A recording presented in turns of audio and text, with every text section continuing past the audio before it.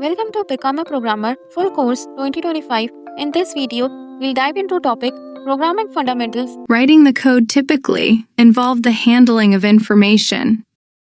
If we are making a game, we need to store the user's score. If we're creating a banking application, we'll need to have their current balance and so forth. We've already seen a few variables in the course so far, but now we're going to go into more detail about what they are and how they work. A variable is simply a container for a value.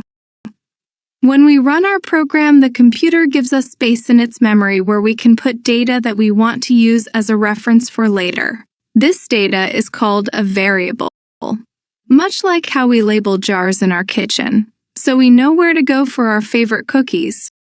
We declare variables in Python by giving them a name and then setting their value. This is called assigning the value.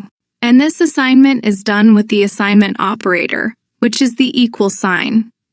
As we see here, age is the name of our variable, and because of the equal sign, we are assigning it the value of 36. That means that somewhere in the computer's memory, it's made space for our variable and stored our value in it.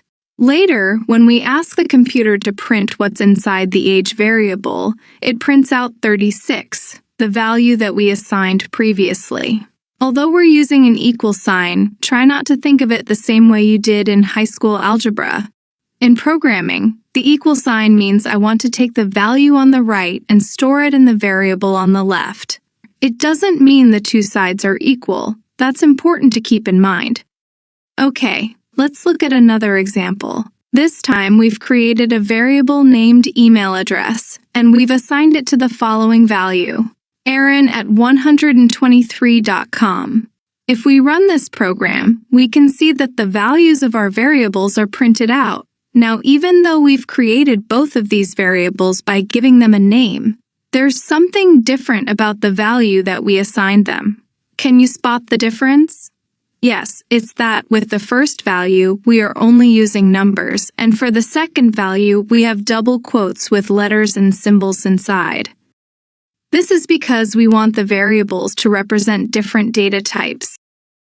A data type allows us to put our variable in a particular category, so that the computer knows how much space to give us in its memory, and it generally knows how we plan to use our variable later on in the program.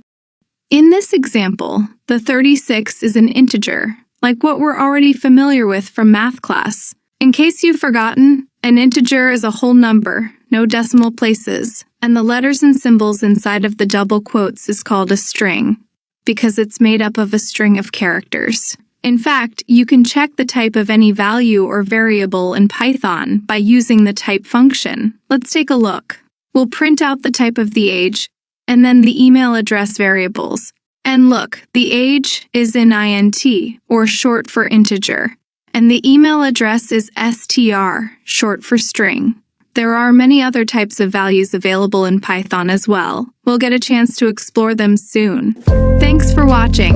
Check out the playlist Become a Programmer Full Course 2025 to master programming from beginning to advanced.